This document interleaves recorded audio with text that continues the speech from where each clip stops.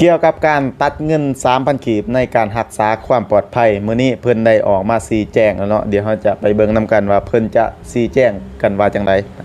ที่พวกเขาตัดค่ารักษาความปลอดภัยนี้จะเป็น1ใน8แหล่งไร้หับของกองทุนคณะโทรคมนาคมและการหันไปดิจิตอลดังกล่าวนี้ซึ่งว่ากองทุนดังกล่าวจะมีอยู่9เป้าหมายในการนำใช้ซึ่งว่าผ่านมาเนาะพวกเขาก็ได้มีการนำใช้ในการที่ว่า1ก็แม่นขยายเครือข่ายเนาะไปบางหมู่บ้านที่ว่าบริษัทโทรคมนาคมอาจจะบ่สามารถเนาะลงทุนได้หมดเนาะพวกเขาก็สามารถร่วมกับบริษัทโทรคมนาคมนี้ขยายเครือข่ายไปอยู่เขตบ้านหมู่บ้านที่ห่างไกลซอกลีกหมู่บ้านที่ต้องการการลงทุนสูงที่2มาก็แม่นเมื่อกี้นี้ข้าพเจ้าก็เว้าเรื่องศูนย์รับแจ้งเหตุเนาะศูนย์รับแจ้งเหตุนี้ก็มีเป้าหมายในการนำใช้งบประมาณจากกองทุนดังกล่าวเนาะในการนำใช้นี้แต่ว่าบอกว่าคนไทยแล้วว่า3,000 กีบเพียงพอได้ตัวจริงเนาะอันนี้ข้าพเจ้าก็ขออธิบายตืมเนาะว่า 3,000 กีบเนาะแม่น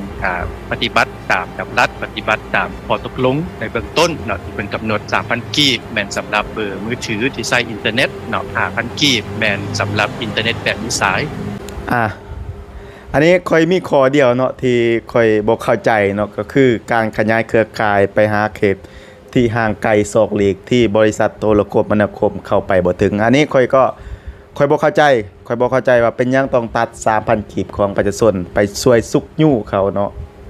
อันนี้บ่แม่นหน้าที่ของบริษัทโทรคมนาคมบ่ที่เขาต้องขยายไปให้มันถึงที่เนาะอันเงิน 3,000 กีบมันอาจจะบ่หลายสำหรับผู้ที่มีรายรับเนาะแต่เงิน 3,000 กีบมันหลายสำหรับประชาชนหรือว่าชาวบ้านธรรมดาชาวไร่ชาวนานี่เนาะมันหลายเนาะมันหลายอันนี้ค่อยบ่เข้าใจอีหลีเนาะแล้วทุกคนคิดว่าแนวใดทุกคนคิดว่าแนวใดเกี่ยวกับเงิน 3,000 กีบนี่เนาะอย่าลืมคอมเมนต์ลงมาข้างล่างแล้วก็กดไลค์กดแชร์แล้วก็กดติดตามเนาะ